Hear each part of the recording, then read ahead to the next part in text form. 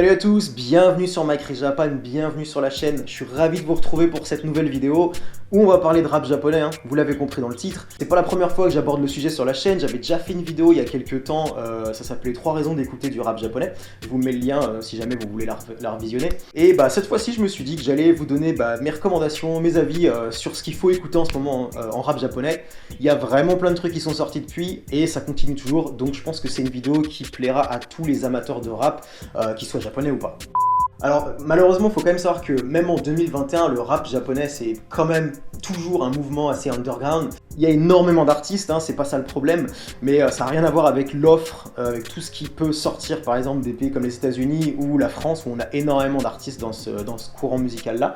Donc au Japon il y a énormément d'artistes quand même, mais il y en a carrément moins par rapport à d'autres pays. Et le deuxième problème aussi qu'il y a avec le rap japonais, c'est qu'en fait les artistes et leur musique ils sont pas faciles à trouver, non seulement parce qu'ils sont par exemple pas présents ou très peu présents sur YouTube, qui est quand même une plateforme où tout le monde va pour écouter de la musique. Et moi ça fait pas mal de temps que j'écoute du rap japonais, donc j'ai eu l'occasion de gratter un peu, d'aller vraiment chercher les artistes, qui bosse avec qui a sorti quel album, quel EP, et qui est dans quelle maison d'édition.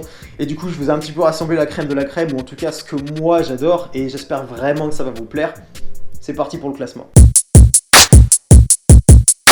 Alors il y a déjà des artistes dont je vous avais parlé la dernière fois, c'était Ko et Killa. Ko c'est un des pères fondateurs du rap au Japon, en tout cas ce que moi je considère le vrai rap et quelque chose d'assez récent. Et c'est toujours intéressant d'aller écouter ses mixtapes, ses albums, ça vaut vraiment de l'or, c'était très bien foutu. Après récemment il a sorti de nouveaux trucs, je suis pas trop fan, mais ses anciennes musiques, elles claquent, allez les écouter.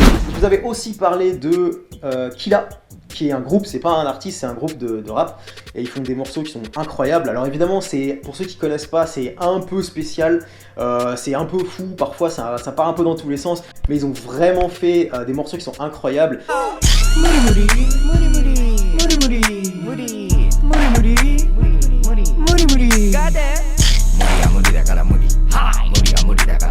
Et si vous êtes au Japon et que vous avez l'occasion de les voir en concert, franchement ça vaut de l'or, ils sont incroyables. Voilà, ça c'était pour les anciens, donc j'avais déjà mentionné. Maintenant les nouveaux que moi j'écoute pas mal en ce moment, ils s'appellent Bad Hop. Alors c'est pareil, hein, c'est comme Killa, c'est pas un artiste, c'est un collectif. Ils sont 9, ils sont de la région de Kanagawa, donc c'est près de Tokyo pour ceux qui connaissent. Et ils font des chansons qui sont incroyables. Ça fait quelques années qu'ils sont un peu dans le milieu, qu'ils ont sorti leur chaîne et que ça marche très bien. Et ils commencent à être pas mal connus. À chaque fois qu'ils sortent une vidéo, ils atteignent le million de vues assez rapidement, donc ce qui est vraiment pas mal pour un collectif d'artistes qui fait pas de la J-pop ou un autre truc un peu mainstream. Donc c'est vraiment incroyable leur musique, ce qu'ils font, je vous conseille d'écouter. Il y a par exemple Chopsticks qui est sorti il y a pas longtemps, qui est vraiment incroyable.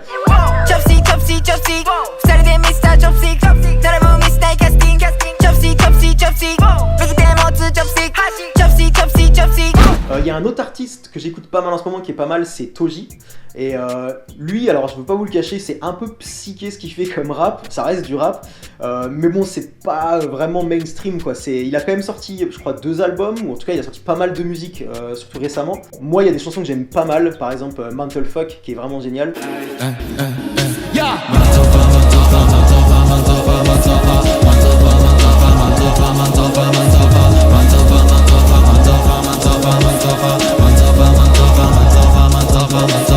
On My Way aussi, il y a Vin Vin qui est super.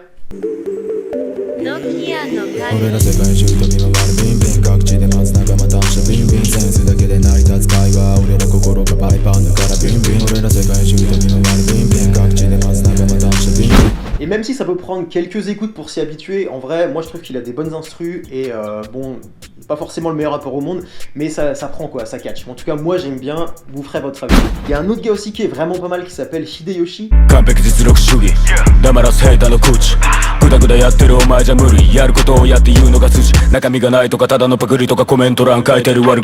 Alors il a sorti des trucs qui sont plus posés quand même.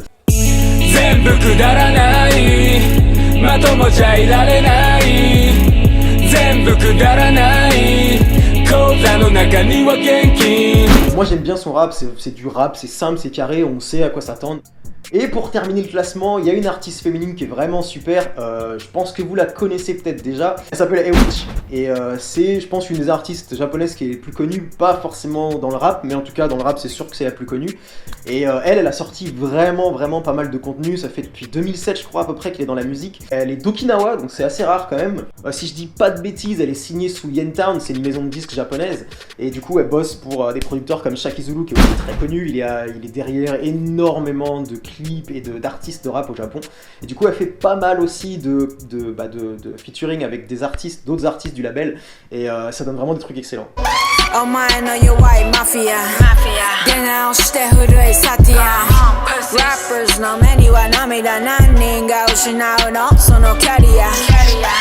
Ça c'était Wolu, elle est vraiment connue comme chanson, elle a fait presque 10 millions de vues je crois, ce qui est énorme pour une artiste féminine japonaise dans le milieu du rap. Et elle a sorti d'autres musiques vraiment pas mal comme Nebuta par exemple.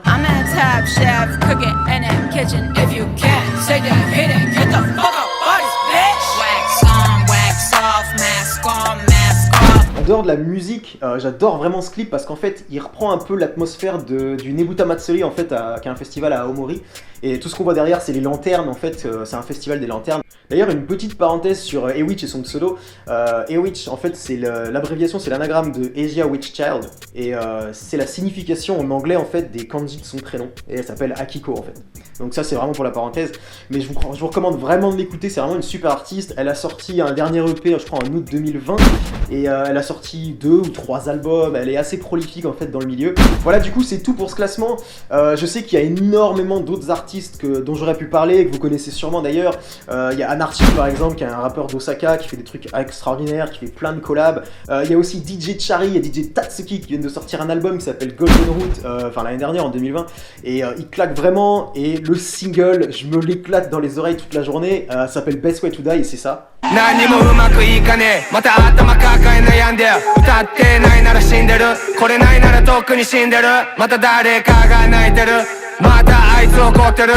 Donc voilà, ça claque, en tout cas moi j'adore, et je vous invite vraiment à aller sur leur chaîne, en tout cas à suivre leur réseau, à DJ Tatsuki et DJ Chari, parce qu'ils font vraiment des trucs et des collabs incroyables.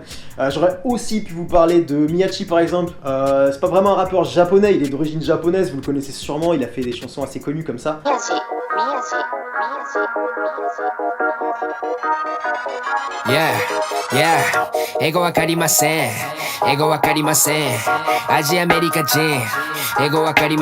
Même si c'est pas un artiste japono-japonais, si vous aimez le rap japonais, écoutez Miyachi, surtout qu'il a aussi fait des collabs avec des artistes japonais, donc ça reste dans le même milieu.